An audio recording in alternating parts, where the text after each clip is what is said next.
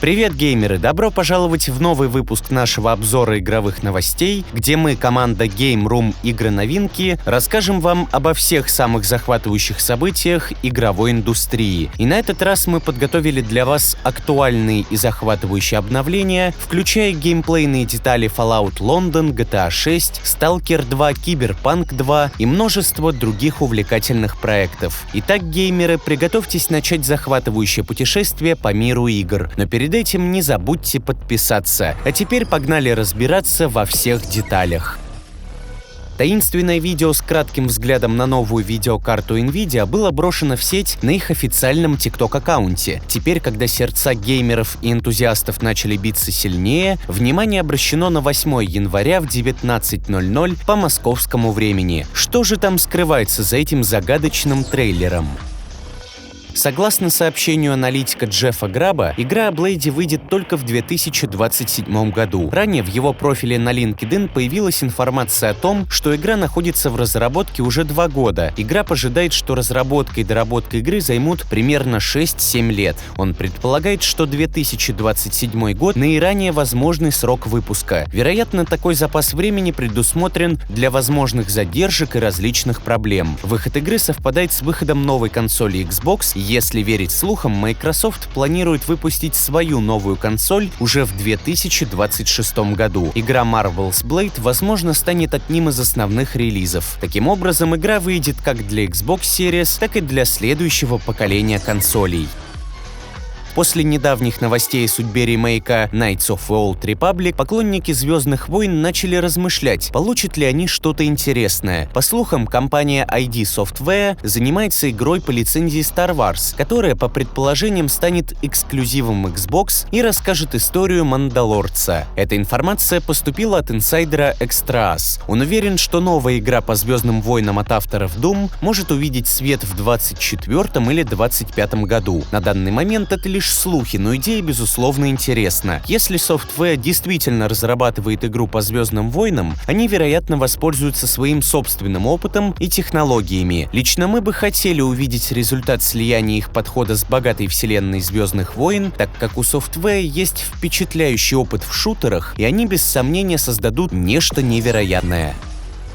В Rust спустя 10 лет после выхода игроки смогут создавать рюкзаки для переноски большого количества предметов. Но это еще не все. В 2024 году эта известная игра предложит огромное количество нового контента. Новые и обновленные памятники, которые расширят игровой мир и добавят исторического колорита. Система адаптации для новичков, чтобы обеспечить удобный старт игрокам, только начинающим игру. Долгожданные мотоциклы, которые сделают передвижение по миру Rust еще более увлекательным и быстрым. Обновленный интерфейс списка серверов, который сделает выбор сервера для игры более удобным и эффективным. Новое оружие, чтобы расширить арсенал игроков и добавить разнообразие в боях и стычках, а также расширение уникальных территорий для строительства, чтобы игроки могли создавать больше и лучше.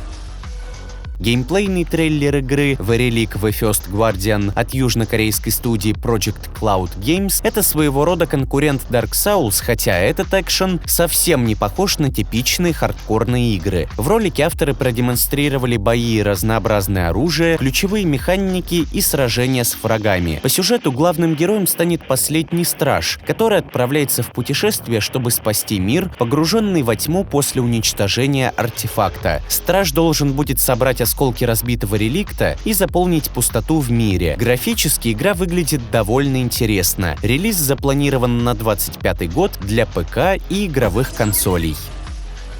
Системные требования Prince of Persia: The Last Crown удивительно демократичны, особенно для тех, кто стремится к игре в Ultra HD 4K. Для такого разрешения вам понадобится всего лишь видеокарта GeForce GTX 1060. Это впечатляет, учитывая стандарты высоких требований многих современных игр для достижения четкости и детализации 4K. Такие скромные системные требования открывают двери для многих геймеров, обеспечивая возможность погрузиться в захватывающий мир Prince of Persia во всей его красе и детализации, без значительных обновлений оборудования. PlayStation 3 была выпущена 17 лет назад и остается одной из самых значимых консолей Sony по многим причинам. И вот одна из них. На PlayStation 3 активно играют 2 миллиона пользователей каждый месяц. Обычно жизнь консоли составляет около 7 лет. Удивительно, что люди до сих пор не переходят на новое поколение. Интересно отметить, что на PlayStation 3 есть более чем 19 миллионов активных игроков. Однако тройка — это единственный вариант для тех, кто хочет поиграть в Metal Gear Solid 4 и God of War Ascension. Данные о количестве активных пользователей были получены на февраль 2023 года, так что цифры могли измениться. В то время PlayStation 4 имела 70 миллионов активных пользователей, а PlayStation 5 — 37 миллионов. Интерес к PlayStation 5 продолжает расти, и это число, очевидно, будет только увеличиваться. Недавно Sony подтвердила продажу 50 миллионов PlayStation 5. Также в отчете была информация о том, что Sony продает 40 тысяч PlayStation 5 ежедневно. Интересно, что Sony планирует расширить свои услуги на другие платформы. Например, добавить PlayStation Plus на ПК, хотя точная дата пока неизвестна. В результате взлома инсайдеры обнаружили рабочие файлы Spider-Man 2. Однако более опытные игроки собрали свой собственный комплект для ПК из этих файлов. К сожалению, то, что они увидели, как мягко сказать, далеко от выпуска на компьютерах. Это неудивительно, учитывая множество проблем, таких как текстуры, которые не загружаются, критические ошибки и общие технические проблемы. Некоторые даже были недовольны текущим состоянием ПК-версии. Если кратко, если есть желание поиграть в Spider-Man 2 на ПК, порт стоит ожидать в период с 1 апреля 2024 года по 31 марта 2026 года.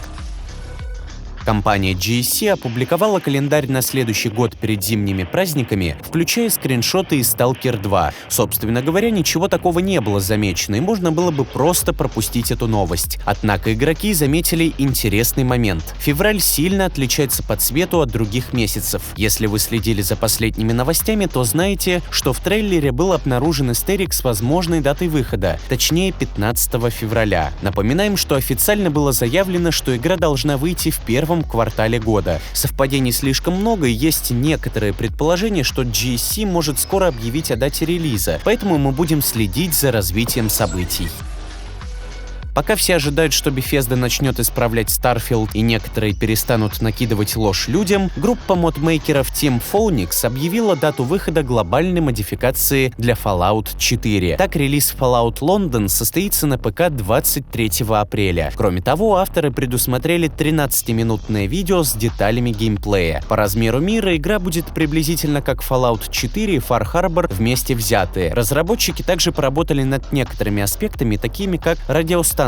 Их будет 3 в общей сложности. Игроков ждут 53 основных квеста и 35 побочных задач, а также 25 фракционных квестов. У героя будет выбор из 7 спутников и собаки, но не все так просто. Чтобы начать отношения с ними, придется пройти 5 отдельных цепочек заданий. Также в моде появились различные новые функции и механики, некоторые из которых были обновлены, такие как система крафта боеприпасов, система перков и диалогов. Погода будет динамически меняться. Кроме маленьких деталей, игрок сможет закурить сигарету или подоить корову. Появились варианты быстрого передвижения, такие как лодки, поезда и такси. Интерфейс был обновлен. Также было добавлено сотни новых предметов и элементов, которые были созданы с нуля специально для мода. 29 видов крема, более 120 единиц оружия, 200 предметов для крафта и 500 видов одежды. Сюжет Fallout London расскажет историю ядерного апокалипсиса в Британии в 2237 году между событиями Fallout 1 и 2 за 50 лет до событий 4-й части Fallout.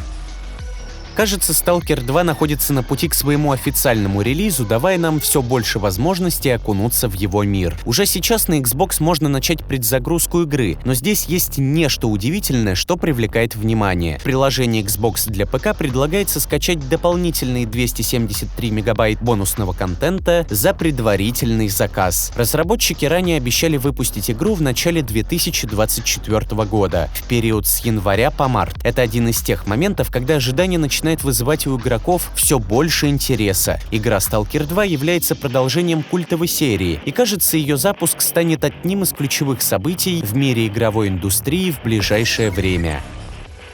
В В Counter-Strike 2 вышло первое обновление 2024 года, и это принесло ряд интересных изменений. Исправлена проблема задержки при загрузке изображений карт в меню. Теперь некорректно отображаемые предметы, которые нельзя было экипировать, корректно скрыты в меню. Решена проблема с невозможностью снять предметы. Изменения в снаряжении теперь сохраняются после выхода из игры. Устранена задержка при смене снаряжения в меню. Исправлена проблема воспроизведения демонстраций, некоторые анимации в трансляциях, износ наклеек сообщества был скорректирован, на карте Ancient упростили коллизии гранат с углами и колонной на точке Б, на Anubis был отрегулирован клиппинг на точке А между Walkway и Haven, а также был исправлен баг на HV, связанный с использованием NVIDIA.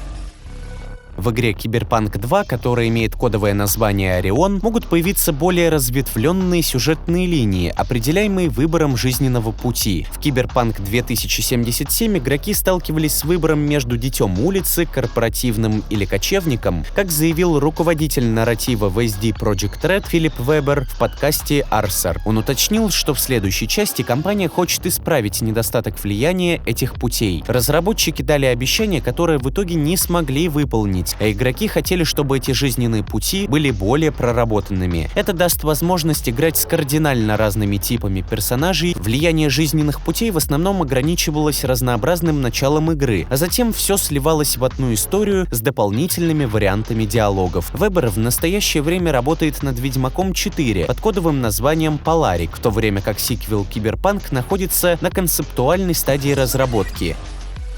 God of War Ragnarok стал одной из самых продаваемых игр на PlayStation, и, судя по всему, Sony намерена выпустить еще больше контента в этой вселенной. Согласно информации от инсайдера Ника Бейкера, первые 3 части франшизы могут получить ремастеры. Ник предположил, что трилогия может выйти уже в следующем году. Однако, если разработчики захотят представить что-то более интересное и, предположим, переработать все модели заново, то релиз, скорее всего, состоится в 2025 году. В любом случае, остается ждать еще 2 года.